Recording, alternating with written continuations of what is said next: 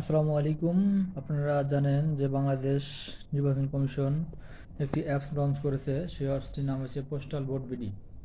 এবং এই postal vote বিডিতে যারা সরকারি চাকরিজীবী মানে যাদের আইবাস করা আছে এবং যারা প্রবাসী থাকে তারা এই পোস্টাল ভোটে রেজিস্ট্রেশন করতে পারবে এবং পোস্টাল ভোটের মাধ্যমে ভোট দিতে পারবে। এখন এই পোস্টাল ভোটে অনেকে রেজিস্ট্রেশন করছে, অনেকে রেজিস্ট্রেশন করে নাই।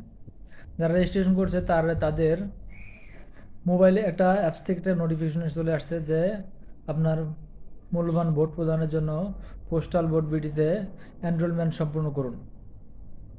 এই এসএমএসটি সবার আসছে এবং সবাই হতাশ আছে যে এই এনরোলমেন্ট কি, সেটা অনেকে বুঝতেছে না।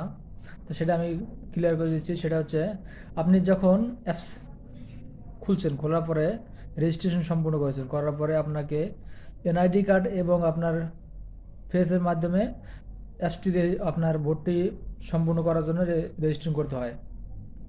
আপনি যখন এই কাজটি করছেন সেটা হচ্ছে এনরোলমেন্ট। সেটাই সেটাই মূলত এনরোলমেন্ট। এনরোলমেন্ট নতুন করে করার কিছু নাই, সেটাই আপনার এনরোলমেন্ট। এটা সম্পূর্ণ যারা করেছেন তাদের আর করার প্রয়োজন নেই। যারা ভোট দিবেন তারা সঠিকভাবে তথ্য, যে স্থানে আপনারা আছেন সেই তথ্যটি সঠিকভাবে দিবেন, তাহলে আপনার স্থানে আপনার পোস্টাল ভোটটি চলে যাবে, ডাকযোগে পোস্টাল ভোটটি চলে যাবে। ধন্যবাদ।